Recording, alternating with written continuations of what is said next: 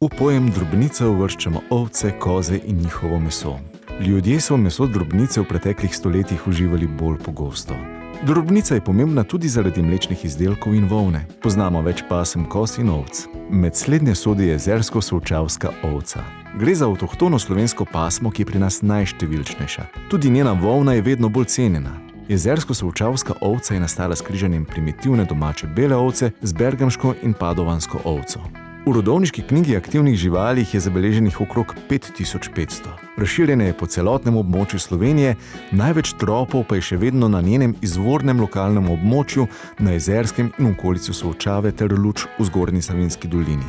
Prvi zapisi o reji ovc na Solčavskem leta 1842 pravijo, da je bila v Solčavi ovčereja zelo razvita.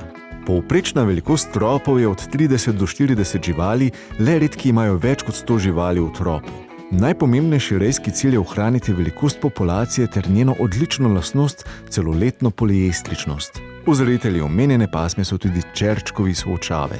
No, za te bitke je značilno, da so zelo, zelo take prilagodljive živali. Ne rabijo neke bogate paše, prav zato so pač tu v naših koncih. Niti ne rabijo ne vem kakve velike količine vode ali porode rihtajo kar same. To res je ena taka prijazna žival in zato se je pa tudi ohranila v naših koncih. Pa tudi glede, koliko je te strmine in tega, pride prav, da nekdo te grvine pol počisti, uredi. Seveda, to ne moreš, to je 4x4 mašina in je res kar zanimivo. Odlika te pasme so lahke jagnitve in pogosti dvojčki. Glavni proizvod so jagnjeta za meso. Tudi volna vse bolj pridobiva na pomenu. Premer volnenega vlakna jezersko-solčavske ovce je od 25 do 35 mikronov, kar jo uvršča v razred srednje fine volne. Tole pa je filcan izdelek in sicer solčavske filcarke.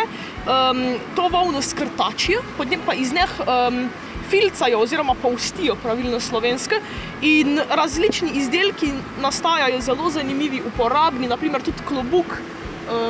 Pravijo, da je in za dež, in za sonce, da je za vse vremenske pogoje in res iz naravnih materialov so izdelki zelo kvalitetni. In še zanimivost, ste morda vedeli, da so bile za svojo originalnost jezerske ovce leta 1856 nagrajene na kmetijski razstavi v Parizu in da je bila pasma že na začetku prejšnjega stoletja opisana kot prva v Sloveniji glede na dobro kakovost volne.